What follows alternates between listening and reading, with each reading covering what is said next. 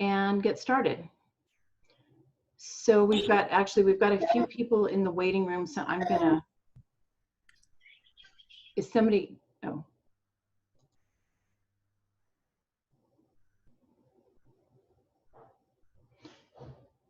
Let me get the folks from the waiting room in, and then we will get started.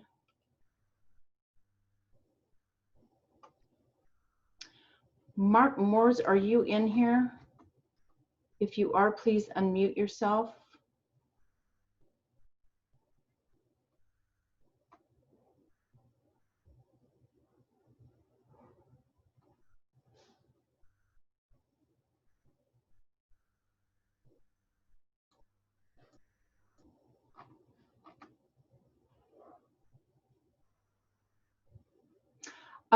So Mark's not here yet, and he's one of our guests.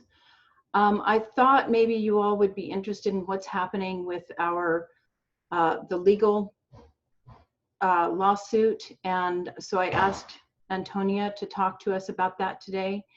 And Antonia, if you want to give us a brief update on what's happening, that would be great. Sure. So we have 2 lawsuits pending. The first lawsuit is Outlaw Meats versus Michelle Lujan Grisham. That's the lawsuit where we received the initial temporary restraining order. That lawsuit right now is up at the Supreme Court. The briefing deadlines were yesterday. We really anticipate getting something either today or Monday on that case. One of 2 things is going to happen. The Supreme Court's going to say, yes, we will take the case. And then they're going to set a hearing. We'll know that, I'm hoping, by Monday at the latest. Or in the alternative, they're going to return it to the Eddy County District Judge, Judge Romero, and then he will set a hearing likely in the next 7 days to see if the governor can, if her orders should continue or what's going to happen with those orders. And the second piece of that was if the Supreme Court returns it to the district court, then that stay would be lifted and the judge's injunction against the governor would be back in place, meaning restaurants could reopen. So that is the first lawsuit. The second lawsuit we have pending is to request the data that the state is using to make their decisions. We have not received, we received some responses, but when you're in law, the question is, did you give me an answer or did you answer my question? They gave us answers, but they didn't answer our questions. So we're still pursuing that lawsuit. They have there's 3 functions of government. One of those is to provide the information as quickly as possible when there's an IPRA request made. That has not been done.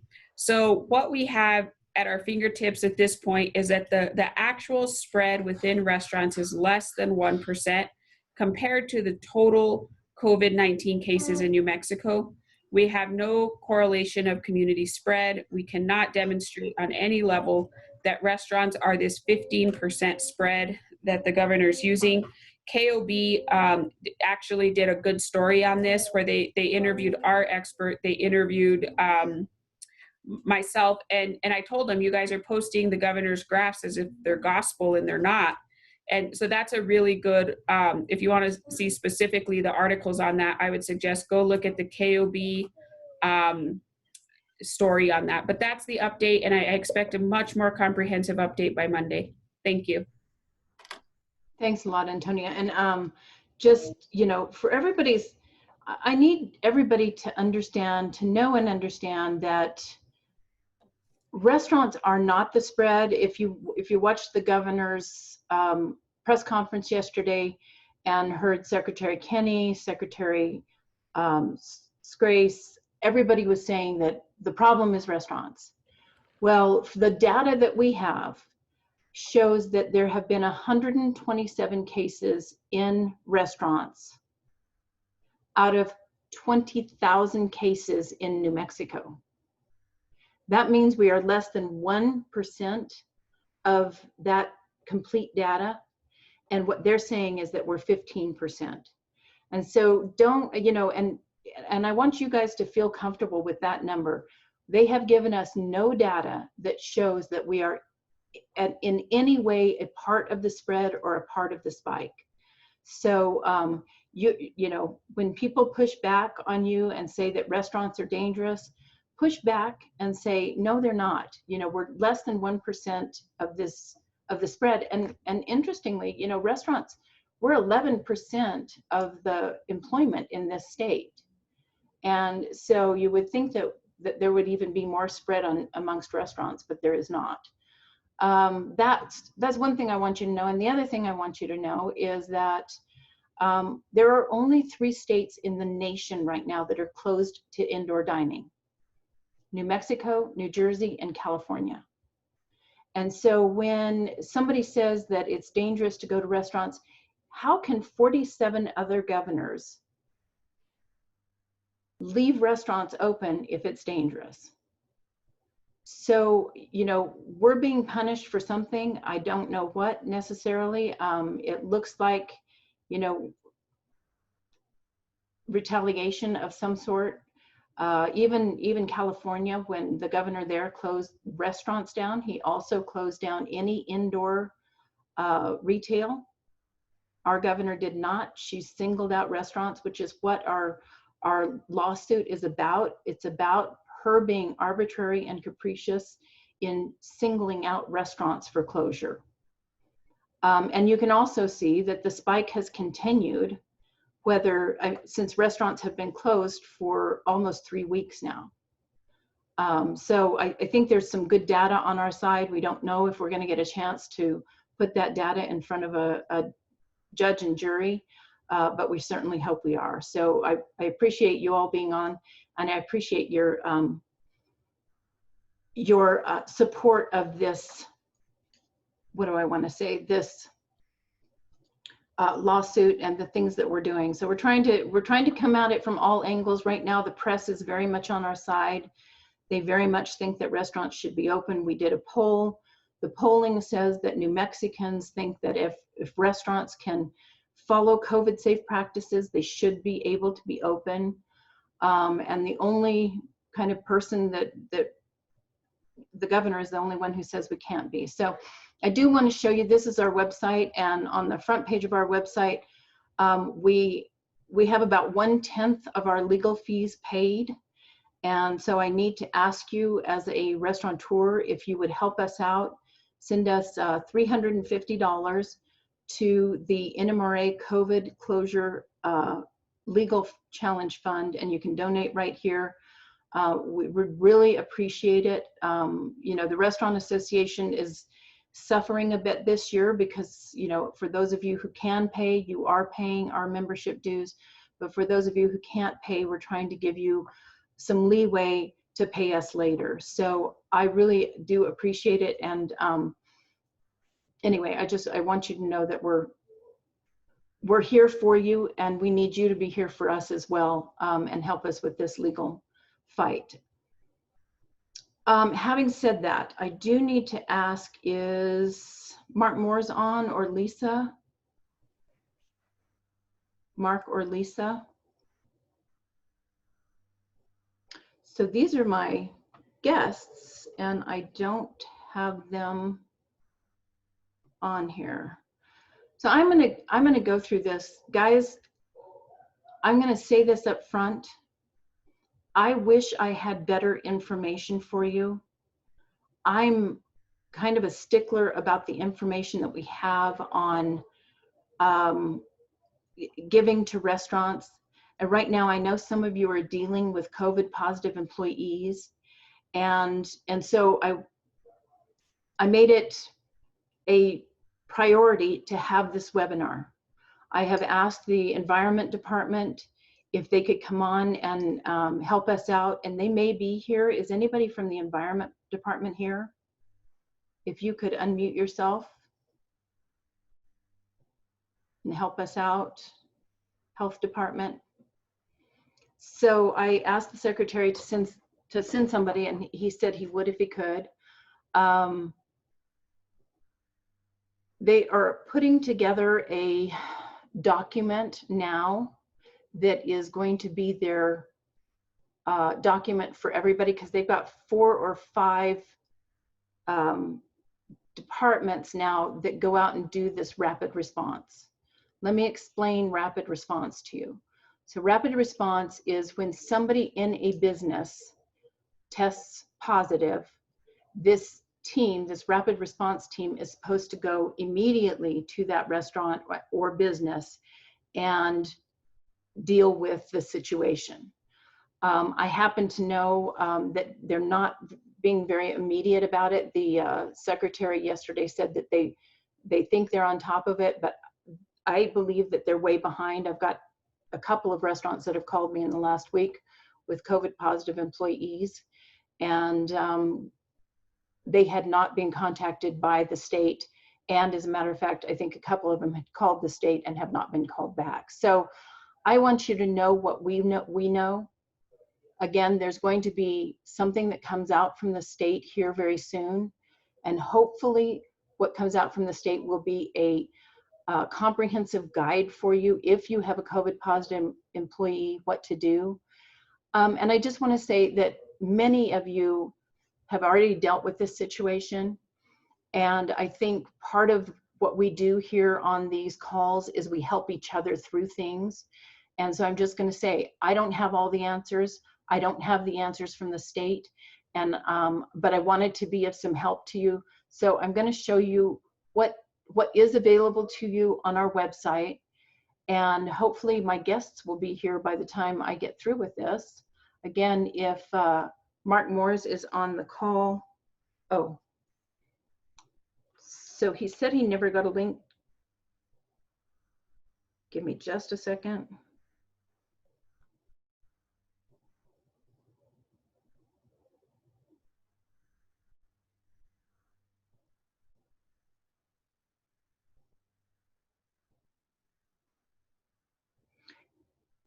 Candela. Yes, ma'am. Can you send the link for this to Moores, M-O-O-R-E-S, at pcnm.com? M-O-O-R, yep, got it. M-O-O-R-E-S. Yep, he came up with my stuff. All right. Okay, Hold thanks. So again, going over our website, you guys know this page. This is your reopening resources. One thing I want to show you is that the state has finally updated their Altogether New Mexico document. And on page 7 under restaurants, they have, so a lot of you are having some trouble with your outdoor dining and having 3 walls. Well, that was not something that came up. The governor never mentioned that. It wasn't something that was in any of their documentation. I happened to bring it up and they put it in their documentation. So under restaurants on page 2. I think it's on page 13. Yeah, got it. So this is the second page on restaurants. It talks about the expansions of outdoor service must be approved by the local government agency. If service includes liquor license premise, then you must complete the temporary approval for the business, alcohol and beverage control division. The other piece to this is right here, is the area must be open on 3 sides when in use for outdoor dining. Tent sidewalls may be added for security when it's not in use, but you have to have it open on 3 sides. And I know some of you don't have that right now, and just be careful because they just came out with this from the Environment Department, and they are citing people for not having a full outdoor dining experience.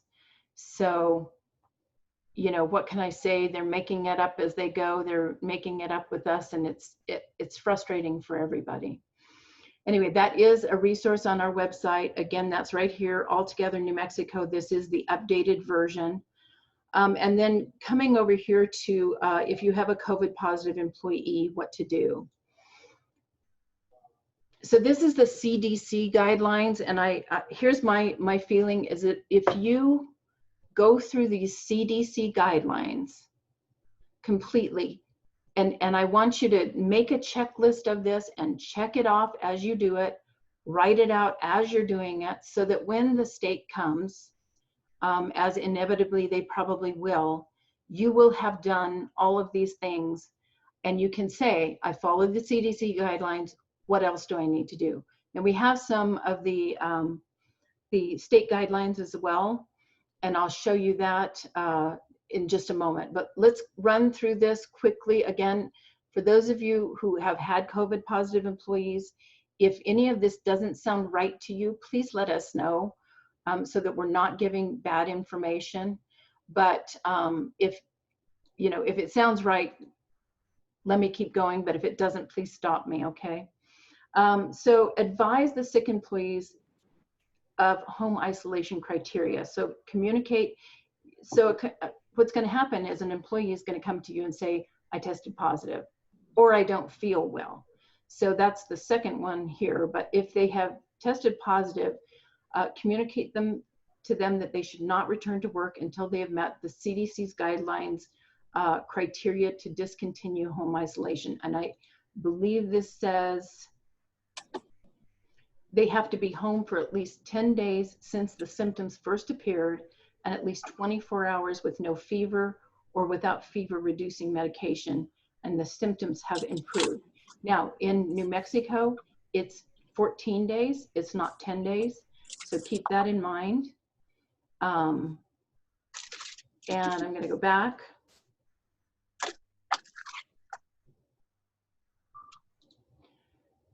So isolate and transport those who are sick. Make sure the employees know that they should not come to work if they are sick, and that they should notify their manager or other designated COVID-19 point of contact if they become sick. And you all know the symptoms. I can't imagine that you don't by now. I'm not going to go through that. Test, or if they've been exposed to someone with COVID-19, or have been exposed to somebody with a confirmed or a suspected case. So immediately separate those employees. I'm assuming that most of your employees are being temped at the door, and they're going to tell you that they have this possibility, and you're going to say, go home. And I know it's not easy. I get how not easy that is when you're going to be short-staffed, but it's going to be so much better than bringing somebody in that might be COVID positive. So clean and disinfect. Close off the areas used by the sick person and do not use those areas until after cleaning and disinfecting them. Wait at least 24 hours between cleaning and disinfecting. So leave the area closed off for 24 hours if you can, if it's possible, and then clean and disinfect that area after 24 hours, and that area should be good to go. You do need to notify health officials and close contacts. In accordance with state and local laws, restaurant and bar operators should notify local health officials, and staff should immediately of any case among employees. You need to advise all of your employees who have had close contact with that person. And I'm going to say that you should probably call this group the PCNM and have them come out and test all of your employees. Now, again, we don't know if testing is going to be required of all of your employees, but it's certainly a better choice for you. And then that way, when the COVID negative employees come back, you can put them back to work. So just so you know, CDC has some great resources on their website, and they have daily checklists. They have a letter for staff, how to open your restaurant. One of the things that I did put on here was a CDC Decision Tree. This is really whether you should reopen after having a COVID positive employee. Should you consider reopening? And these are the questions that you ask yourself before you do that. So that's also, again, on our website. The other thing we got is just a PDF, and this was not even in PDF form, this was in email form, of somebody who had been contacted by the state. These were the questions that they were asked. And so again, this is a checklist that if you have all of these things done, when the environment department or the health department comes into your restaurant and they say, what have you done? You can say, here's the things. I went through the CDC checklist. We've done all of those things, and have it in writing, show them where you've done this. And then we went through a checklist that was from the state. Again, the state is going to send us a document of what their procedures are going to be for if you have a COVID positive employee, but they have not gotten that to us. I think they said they would have it today, and of course we didn't get it. So keep going. Basically, we have here confirmation that the facility will test employees that worked with the positive case within 24 hours to determine the spread of the infection. So I've heard of restaurants doing this, is having specific shifts that work together. And this is something I'm going to suggest, is that you really need to have shifts that work together. And then that way, if somebody in that shift is COVID positive, you still have other shifts that did not get that spread, and that you don't have to test. So that's basically what this is saying, is confirmation that the facility will test employees that worked with the positive within 24 hours. And then how many employees were affected, when will they be tested, and who will perform the testing. Again, that's the group PCNM, Pathology Consultants of New Mexico, is who we are talking about. I apologize, my 89-year-old father is downstairs in his walker and he's got a telephone call. So, gotta love it. So, number 3, is the area the positive employee worked in able to close to sanitize? If not, why? Is it an ICU? Is it an emergency room, etc.? And what steps are being taken to sanitize the facility? So and I'm going to ask you guys this, because I know there's been cases where the department has closed restaurants down for up to 14 days. I know that there have been cases where the department didn't close restaurants down. And so when we get to it, I would love to hear from some of you how that worked. So what steps are being taken to sanitize? What COVID safe practices are in place for employees? And again, if you don't have good COVID safe practices, they're going to come in and shut you down. So we need to be able to prove to them the practices that we have in place: heightened sanitizing, mask wearing, social distancing when possible. We have to be able to show that, or they will close us down. So, and then what is the facility's plan to retest employees within 7 to 10 days if warranted by the New Mexico Department of Health? So again, have this paperwork say, here it is, it all filled out, ready to go. Is there anything else I need to do? And I think you'll be way ahead of the game if these are the steps you take. It doesn't say in here that you have to contact the state health department, but I would say that is a best practice. You probably should contact the state health department. Right now, they are way behind in their contact tracing. And so I can't imagine that their rapid response tracing isn't way behind as well. With the spike that they've had since restaurants have been open, they're having a hard time keeping up. So, or excuse me, since restaurants have been closed, they're having a hard time keeping up. We had some questions I'm going to start with, and you guys are welcome to type in your questions. That's what I have. Mark Moores, are you here yet?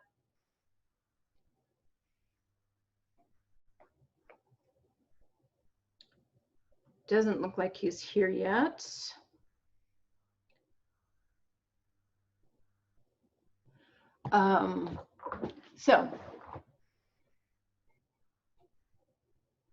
Candela, would you unmute yourself and go ahead and ask the questions if you would? And then please, you guys, type in your questions. I'm going to do the best I can. My experts aren't here. We don't have anybody from the state, but in a lot of cases, you guys are the experts here, and I would really love to hear from you. This is something that we're all going to experience at one point, is having a COVID positive employee. It's just going to happen because our employees are out, they're hanging out with their family, they're hanging out with other people, they're young, they feel invulnerable. This virus does not affect them as negatively, obviously, as it does older people. And so they're out there and they're getting exposed, and they're bringing it to restaurants. Just so you know, of the 127 restaurants that had COVID positive employees, I want to get this for you, only 10 of them have spread in the restaurant.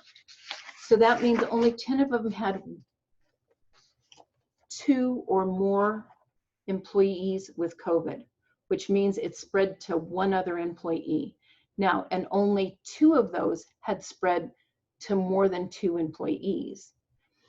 And I'm going to say that, you know, I mean, the governor wants to blame us for the spike in the spread and all of that. But in fact, in construction, they had 103 to our 127 cases, and 15 of those had spread, and most of them had gone beyond 2 cases. So that means that they're spreading more in construction than they are even in the restaurant industry. We're doing things right, and I really appreciate that you all are doing things right. Candela. Okay, so one of the questions that we had was about the Families First Act and how to pay sick leave and how to keep records, and how do you get reimbursement for the sick leave that you pay out? Okay, so going back, you can see that there's a drop-down menu here. So don't go to the drop-down menu, go to the COVID-19 practices. And all the way down here is the FFCRA guideline documents and compliance. So we have the employee rights poster. If you don't have this up in your business, it needs to be up. I know when we were talking about this, it was 2 months ago, and many of you didn't have employees in your restaurant. This poster needs to be hung in your restaurant. This is from the US DOL guidelines and regulations.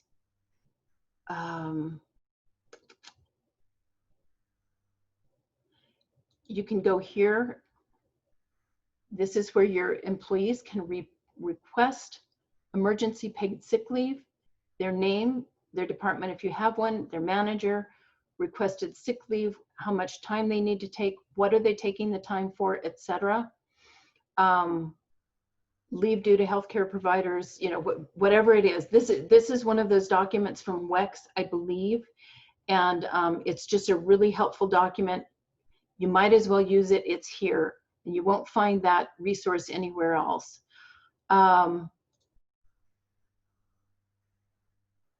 Yeah, so this is the guidance from the National Restaurant Association on FFCRA.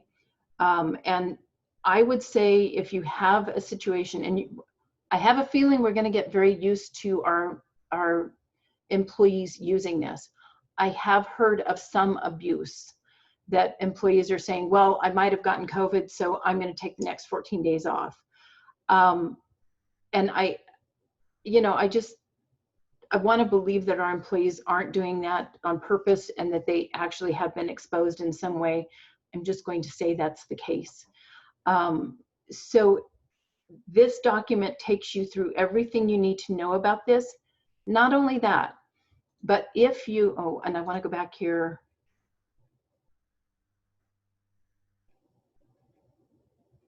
So the record keeping and so reimbursement is here under FFCRA. Covered private employers qualify for reimbursement through refundable tax credits. There's actually a form, IRS form 7200, that you're going to want to fill out in order to take advantage of that tax credit. Now, it is a full credit, I believe. And so just know that it's not just a credit on your taxes, it's a full credit for the whatever you pay out on this. Something I was going to say on that, but this guiding document should give you everything you need to know in order to pay out. Oh, the other thing I was going to say, if you have a payroll company, they should be helping you with this.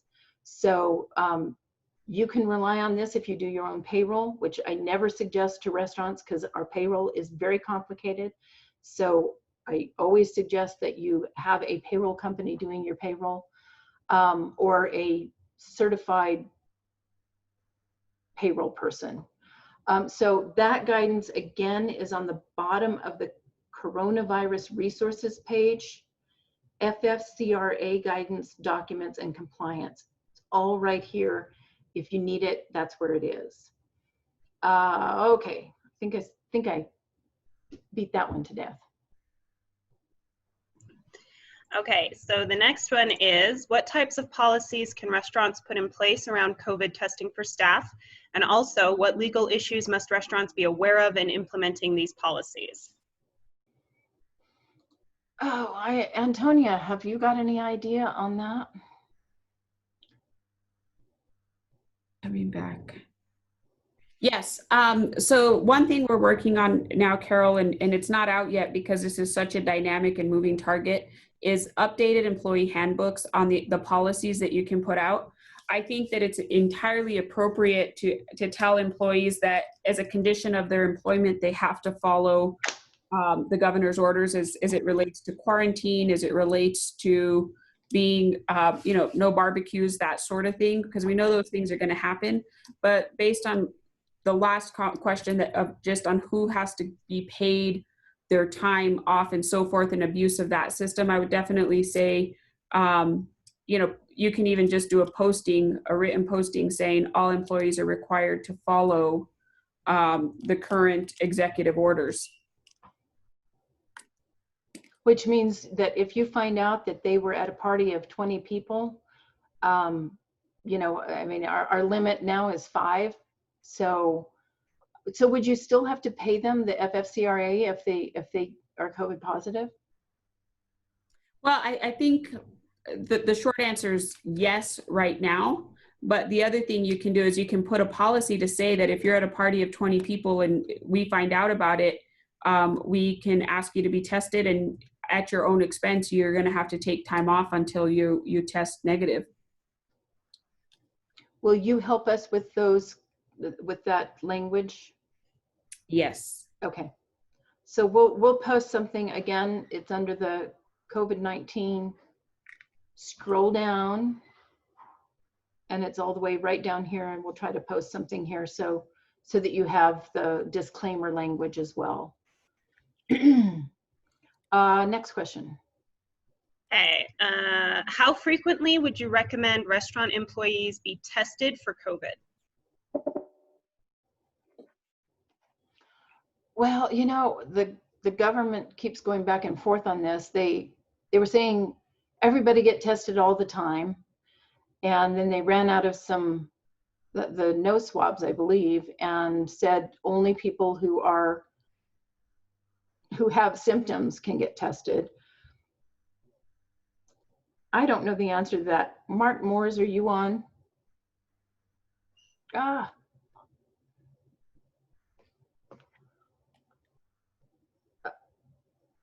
Dion, I'm going to send you Mark Moore's information. Okay. Would you call him? Sure. Thanks.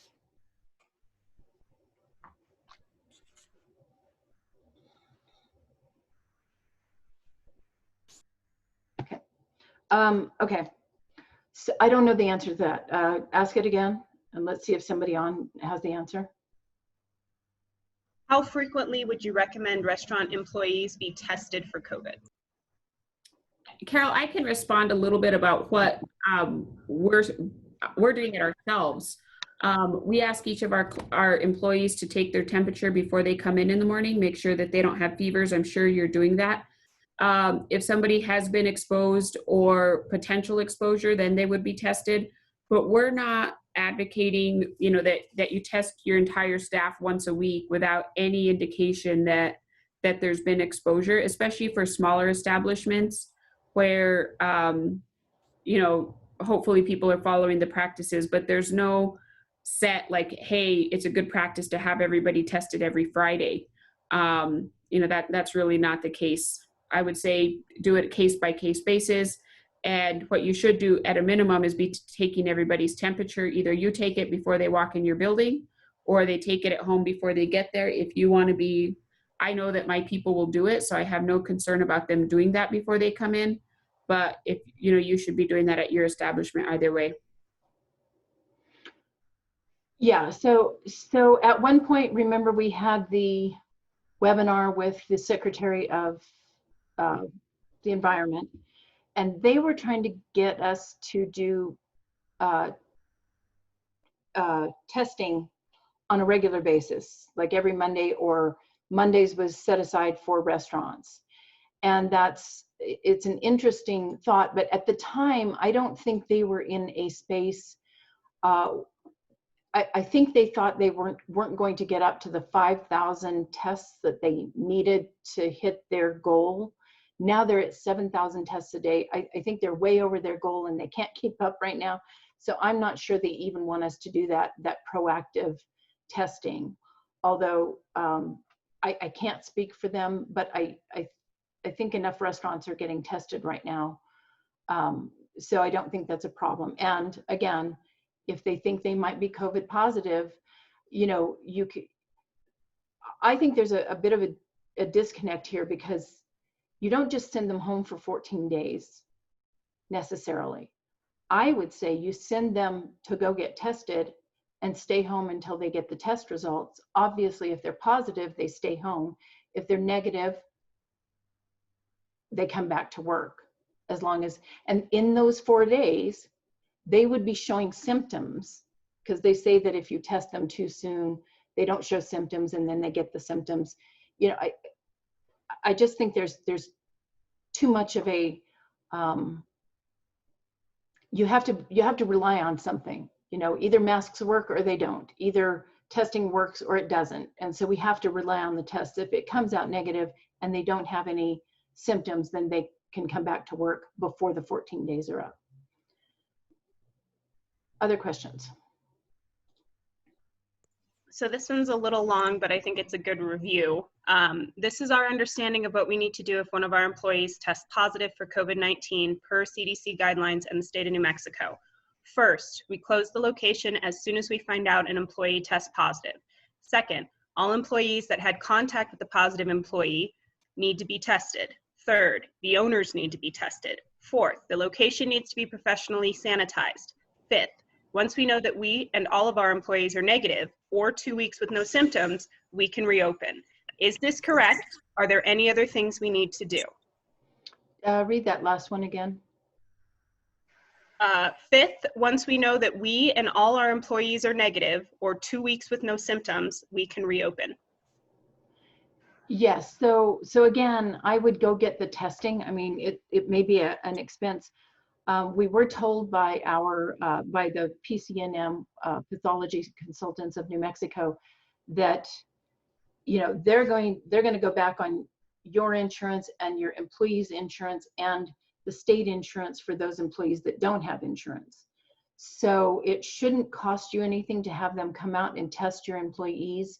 And then those that are negative get to come back to work. Those that are positive do not get to come back to work. And at this point, it should take up to 3 days, but no longer. That's what I've been told. And Candela, I want that list that you just gave us. Uh-huh. Do you know who it came from? I do. Okay, don't tell me. I won't. And I'll follow up with them, and okay, because I do need that list from the state. I mean, this is what we have. This is what we were told that was the list from the state. But again, I got this from a restaurant. So And we're trying to, you know, we'll try to keep you as anonymous as possible, but everybody on this phone, just know that you may have to deal with this. And so I think it's important that we figure out how to deal with it right. And let's go forward. So keep going. And the last part of that question was, do we need to tell our customers why we have to close if this happens? I don't think there's any law that says you have to do that. I did see a restaurant the other day that, you know, they came out, they were very forthright with their customers. They said, you know what, we had a COVID positive employee. The moment we found out, we shut down, we sanitized, we are testing our employees now. As soon as we know it's safe to come back in our restaurant, we will be open and we will let you know. It was just a, you know, it was heartfelt and it was transparent. And I think that's the best way to go, because they can find out from this rapid response contact tracing. So there's a list of names out there with businesses that have had a COVID positive employee. It's front and center on the Environment Department's website. And so just know that that information is there and your information will be public. You might as well tell the public and tell your guests how you're dealing with this. And I don't think you have to, I don't think you have to shut down for 15 days just until you get back the results of the tests. Go ahead, Candela. So that was it for the email questions, but I do see Tom has his hand up. Okay, Tom? Yeah, Carol, this is more clarification. In reading the CDC guidelines, and this would probably depend on the size of each individual's establishment, but is the requirement to shut down the establishment or just close down the area where the employee was working that's been infected, sanitize that area for 24 hours, obviously test the people that were in contact with that employee? But is there a mandatory requirement to close the establishment or just pay attention to the area that the employee was working? So I'm not going to answer that because I don't know what the state is going to come out with, and I'm afraid that they're going to come out with a mandatory shutdown until you get everybody tested. I don't know that for a fact right now, and we will let you know. We will send that document out as soon as we get it. But for right now, I think following the CDC guidelines, and again, if you're notifying your customers, you can say, we are following the CDC guidelines. We are doing everything in our, you know, realm to do this correctly, absent the state's help. So I don't know if that answered your question, Tom. Yeah. It does. I've been leaning on the CDC guidelines in lieu of not having anything else to guide us, but I think it was pretty clear that we just, we have to pay attention to where that employee ventured off during the day, what his work routine is, and where that person may have contaminated the property. But I was pretty certain, I'll go back and look at it again, that it only spoke to the area in which the employee that was infected hung out during the shift, first shift. Yeah, and I think that's what it says here, is it really, you know, and our employees are kind of everywhere. You know, some of these things are for people who sit in an office. Obviously, you could shut an office off and put it aside for 24 hours. But if somebody was in your kitchen, you can't do that. If somebody was walking through hallways and in your bathroom and other places, it's very difficult to do that. So I you know, as much as I'd like to think that that was meant for us, it's probably not.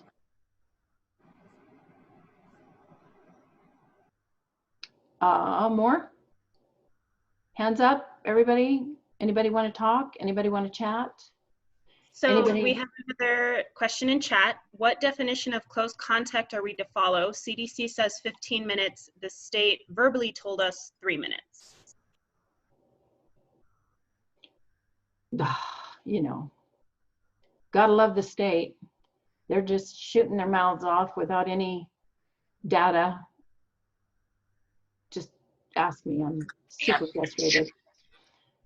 So it is 15 minutes per the CDC, and I don't think the state knows more than the CDC, but ask the governor, she probably says she does.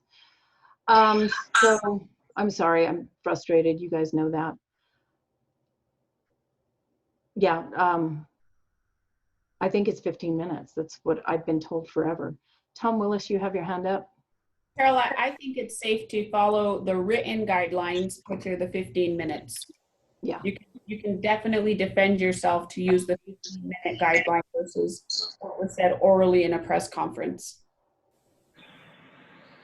Tom Willis. Yeah, is Matt DeGregory on here? I don't see him. I do not see him. Sign in. He you know, he said in one of our previous meetings that he called because he had a positive case and they came out and they didn't shut him down at all. Right, and then I know of other restaurants that were shut down for 14 days. So, and it depends on which office comes out. If it's the Environment Department, the Department of Health. So mostly for restaurants, it's the Environment Department, but yeah, that's why I was asking them for something written so that you guys would have a good document in front of you to know what they're supposed to do and to know what the procedures and the protocols are. So that is what we're waiting for. Tom Hutchinson, are you still your hand up, or did we just not? Yeah, no, this is kind of an add-on to what we were talking about. You know, just because somebody walked through a hallway or walked down an aisleway in the kitchen, shouldn't declare that area contaminated. That it speaks to the 15-minute prolonged contact point. My interpretation's always been, and this may be a question for Antonio, you know, the 15-minute prolonged contact, I think, was initially identified for contact with individuals, but shouldn't that also include contact with the workspace or an area that you might, let's just say you walk into a walk-in refrigerator and you're in and out in a couple, you know, less than a minute. Is that area considered contaminated? And my interpretation has been no. I mean, that person hasn't been parked in there for a period long enough for contamination to occur. So I'd be kind of curious what Antonio's thoughts are on that. Well, it depends. Lawyers love it depends. And it depends, did they cough in there? Did they sneeze in there? What sort of things, were they wearing their mask when they walked in? What I've seen restaurants do, there's devices, not just restaurants, other businesses as well. There's devices you can get that they're basically, it's the same device you buy that cleans an operating room. So you can turn it on and it's gonna get all of these spaces. It's food safe. So, I mean, I would tell you to clean it to be on the safe side, but there is no set process right now. And I do think you'll be safe if you say you hyper sanitized an area that they were using. And make sure the person that's doing that has the right protections, right? You know, gloves, etc., so that they don't get contaminated, because that would be the worst possibility. So any more hands up? Any more chats? Carol, this is Dion. Yeah. I was unable to reach Mark, so what we can do is make sure that we post something both on our vendor page and perhaps in the dish or something like that to get out any information that he has that we missed. Yeah, that's good. And really, Mark was doing this as a favor to me because he's been out there and he was telling me some stories of anecdotally of restaurants. For the most part, you know, if they have a COVID positive employee, he said it seems like it's very difficult for them to get spread amongst the employees. And therefore, he's, you know, anecdotally, he believes that it's very hard for us then to spread it to customers as well. He just had some good stories about restaurants, and so that's why I wanted him here. He also works in this realm, and I wanted to make sure that, you know, he had a chance to talk to us since we couldn't get the state on. I'm looking for his data, and it's not on our vendor resources, but it's, oh, so COVID testing resources, it's right here. Employee COVID testing. If you want to use a private company, and this is a private company, Pathology Consultants of New Mexico, they will come in and do your testing for you. And I would suggest them. Everybody I know that has used them so far is just overwhelmed by how good they are, and you know, how calm they make your employees feel, and you know, they're just doing a great job. And then if they're not available, and they are statewide, but they're getting a little overwhelmed themselves. If they're not available, you can always go to one of these public health offices in your district. And so I think there's a public health office in every county. And so that's available to you as well, and to your employees. As far as I know, all of this should be free, and I'll make sure about that. Here's the thing: if the PCNM, the private company, has to drive out a distance to your restaurant, they may charge you for that. But they should be charging each individual employee, even if they don't have insurance, they probably have Medicare. So that's what they're charging for this, and they're charging, in your case, possibly the insurance. Does anybody have questions about anything else? I do want to tell you that there's a little bit of hope out there from the federal legislature. Again, they are looking at a relief package for restaurants and other small businesses, and this would be extending PPP, so you would be able to go back out and get more PPP loans, as long as you didn't get one that was over $15 million. I think that's the break off, and they're still negotiating this, so this is all going to be different when we see it, but I do want you to know that that's out there. They're also talking about extending the money for our employees on unemployment, and I know that gives some of us heartburn. They're talking about different amounts, not maybe 600, but 200. So it's everything from 200 to 600, and the extensions are different times. So, you know, I, for one, I think that's a good thing. Our employees, especially in New Mexico, are on unemployment, and they need all the help they can get right now. So I just wanted you to know that the federal government may come through for us again, and more likely they will. We just don't know what it's going to look like.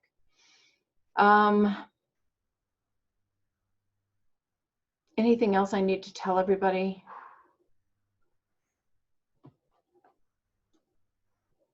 Thoughts, anybody? Things that have come up for you in the last 2-3 weeks? We haven't had a chance to talk, and you guys are usually less shy than this. You're usually unmuting your speakers and talking. So I'm giving you another chance. Yes. Carol, it's Howie. Hey. Matt came by and talked to you this morning. Yeah. About the fogger. We're finding it's a great tool to use. A lot of people are using the words wrong. You don't sanitize a contaminated area. It needs to be disinfected. True. And I want to, Howie, hold on a second. Stay with me. Howie is with AutoChlor. They have recently put into effect wait, did you call it a fogger? It's actually an atomizer. You fill up the reservoir with a approved disinfectant by the EPA on their end list, and we do carry up that product. You want to make sure it's just a disinfectant, not a disinfectant detergent. Right. Okay. And So they have this available at AutoChlor. And for those of you who have, you know, the COVID positive employee and you want to reassure, I mean, you want to do things right, I think this is a way you can get that disinfectant out there. Because it atomizes the disinfectant, it can go into cracks, it can go onto grout, it gets in those spaces that may be harboring a virus, and it gets in there and gets rid of it. So I haven't seen it, but I have heard about this kind of a product, and I believe it's non-toxic as well. So I won't say it's non-toxic as it's fogging, but it becomes non-toxic very soon after that. if I may, Yeah. because they say that this virus can stay airborne for some times, because it is atomizing the product actually will kill anything in the air also.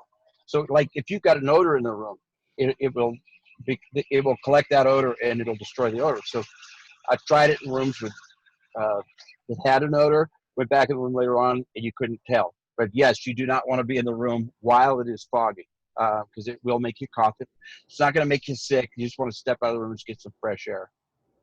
Yeah. In chat, we had a question, Howie. Is it something you could use after every shift? I would recommend, yes, between if you could have a break between like breakfast and lunch and dinner, and then at closing, I would recommend putting it into a room. If you got a larger room, it's going to probably take you. You have to prove it one side of the room, and then in another corner of the room, just shoot it to the center. But yes, it can be used after each shift, just not after each seating. And if they need to get a hold of us, just forward your information to Carol, because it's actually right now AutoChlor is not doing this. I went out on my own and bought this dispenser from the distributor, and right now I am the current guy that's myself and Matthew Hicks are the only two that are carry it in the area right now. Okay, I appreciate that. So again, if you'd like to know more about this, send me an email, executive@nmrestaurants.org, and I'd be happy to forward that on to Howie. Anything to help. The other thing we're doing, I kind of want you guys to know, is that I'm trying to put together a list of ways that we can get restaurants reopen again.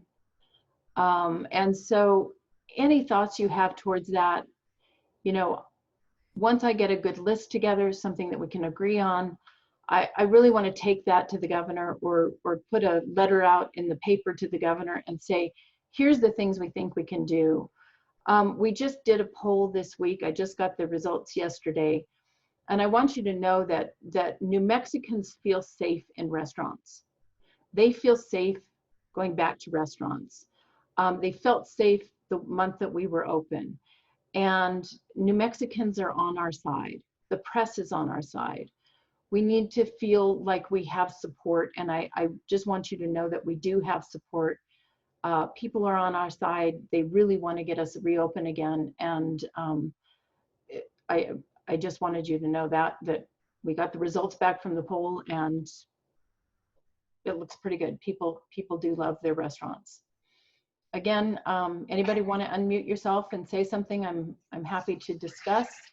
We are at Can I add 1 minute until one more thing, Carol? Yeah, sure. Just one more thing. I'll make it quick. Is there any way that you could facilitate a meeting where we could demonstrate this with the governor, and not just her, but her panel of her minions? You know, I'll do anything. I'll try. You know, and we've got some other good ideas. You know, if restaurants will agree to her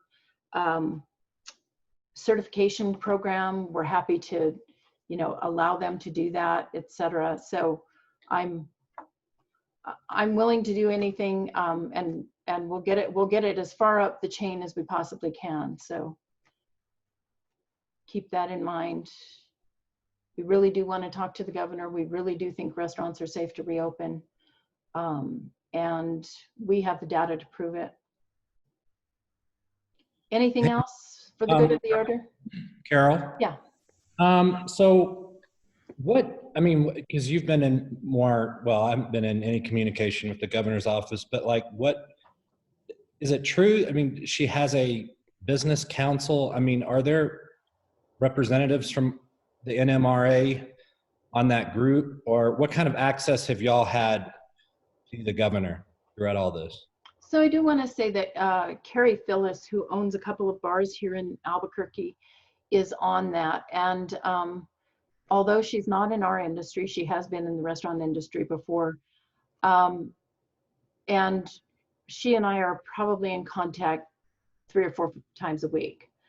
The problem is the governor really isn't listening to that group. It's called the Economic Recovery Council. So the governor isn't really listening to that group. She's listening strictly to Dr. Scrace. And we do need to get out to Dr. Scrace and, you know, kind of hold him up and hold up the Secretary of the Environment also. When they say things like restaurants are the problem, we need to say, show us the data, because they have not shown us the data that is the case. So we need to hold them to a higher standard than they're being held to right now. And I think we have some ideas for, you know, the press to hold them to that standard, since we can't seem to. But yeah, we do have, you know, again, I actually was texting our Carrie Phyllis yesterday, right before the public health order was announced. And I said, what do you know? And she said, I know nothing. And Carol, can I add to this? Is Allison. Can I add just real quick? Alan Allfelt is also on that council, and he has the Castaneda in Las Vegas and the Legal Tender in Lamy. So he's also on that Economic Recovery Council. And we have good access to the governor's staff, but as Carol mentioned, really the main person she's listening to is Dr. Scrace. So we do have access to staff, and have really tried our darndest to have access to her as well. Carol? Yeah. This is Anya with Blade. Yeah. Good afternoon. How are you? Just 2 questions. One that probably has nothing to do with the COVID, but the first one, I actually asked Dr. Scrace 3 to 4 weeks ago himself, and he could not answer the question why there are no doggies allowed on the patio since we've had COVID. Do you all know something about that? Because we have a lot of people being kicked out with us when we follow up and say, you know, I'm sorry, you're not allowed to bring your dog on the patio. So now every dog that comes on Blade's patio is a service dog, so they are allowed on the patio. So you all don't know anything about that either. Well, it is I in can the take rules. that. Yeah, Yeah, it is in the rules. I can try to answer that for you guys, because we did talk about that when we were doing the restaurant reopening with the Environment Department. And I think if Matt or Russell are on the call, they can or Wayne, they can also attest to that, or Jorge. But I think part of the issue with pets on the patios is that people then want to go up and pet the pets, and that then encouraged less than a 6-foot distance. And so I think part of that was just taking away the what's the word I'm looking for? The oh God, I can't think. Encouragement to, yeah. Encouragement, yeah, thanks. The encouragement to have people then go up and get closer than 6 feet. So. And that is still part of the ruling? I'm sorry, I didn't understand that. Is that still part of the ruling that we have to follow? It is. Yeah, that is, and that's in the COVID safe practices. Yeah. And really, that'll be probably held that way unless they amend the COVID safe practices to allow pets. We haven't actually pushed that issue, but that is certainly something that I can bring up with the Secretary of the Environment Department if there's a lot of folks that are upset that they can't bring their pets. They are. We have people not coming to the patio because of that. Interesting. Let us see what we can do as far as getting an answer from Environment Department on that, and see if they're willing to budge, as long as the dog stays 6 feet away from everybody. I don't know. But we can follow up on that and see if there's anything that we can do. And the second question is, I've heard all these rumors, and I don't know if they are true, that some restaurants and breweries are no longer allowing tips for their employees, for tip employees, that they now say give a donation because there is a unemployment fund. Some of our guests pointed that out, and I wasn't quite sure whether he would be appalled or understood what was going on. Do you all know anything about that? Thanks, Anya. I actually have heard that there are a couple of restaurants in New Mexico that are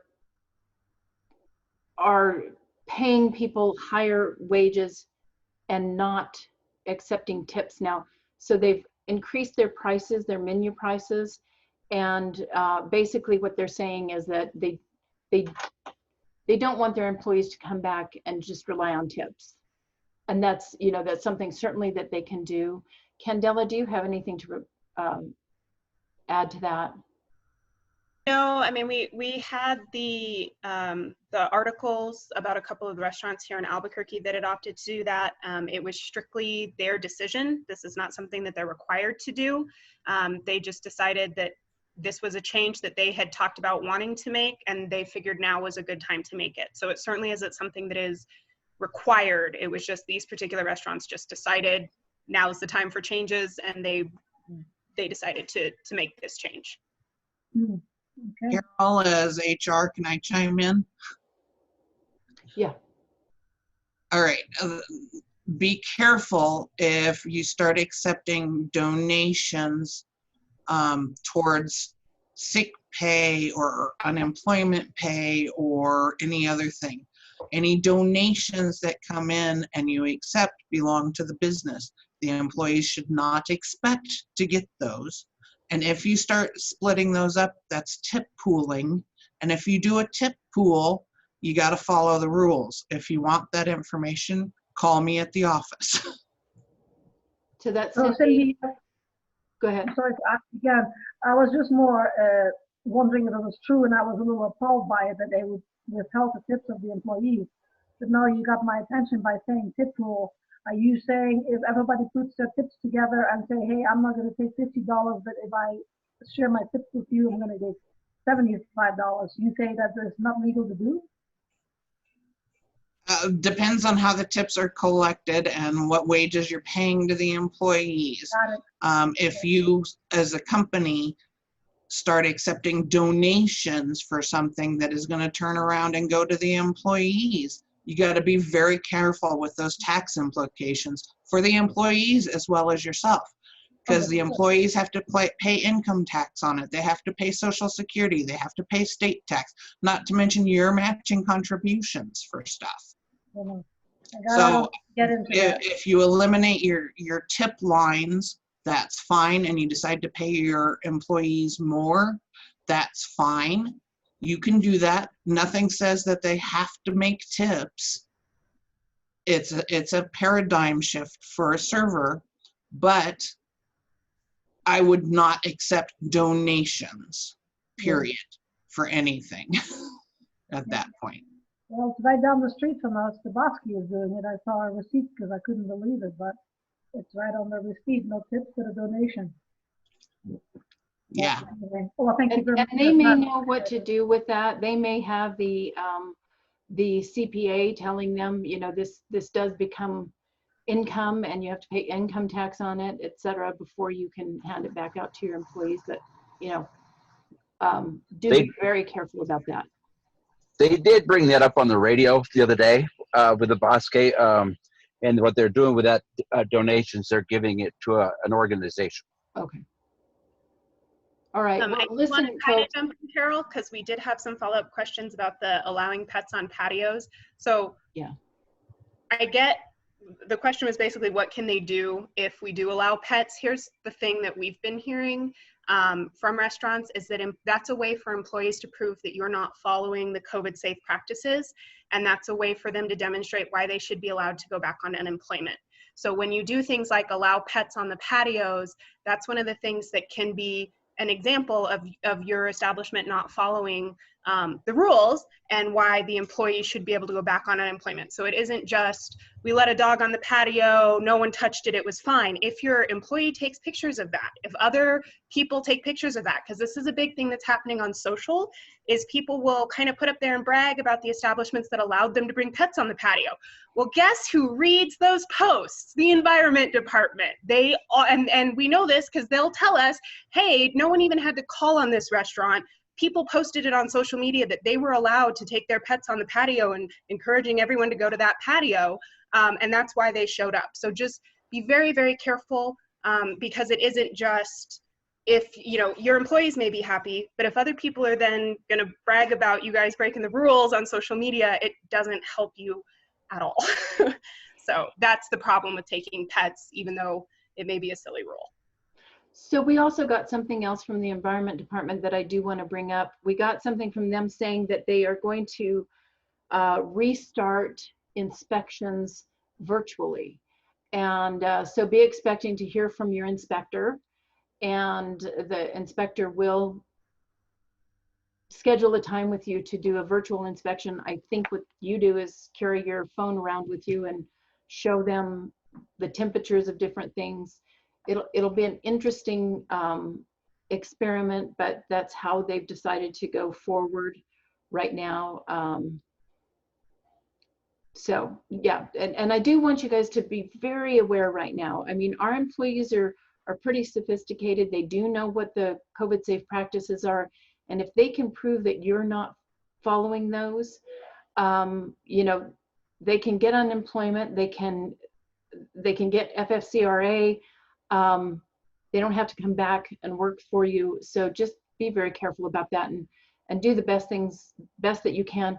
Also for the industry, you know, I would really appreciate it because we get a lot of those calls, and I'll make the phone call to you all and tell you about the complaints so that you don't get the phone call from the Environment Department.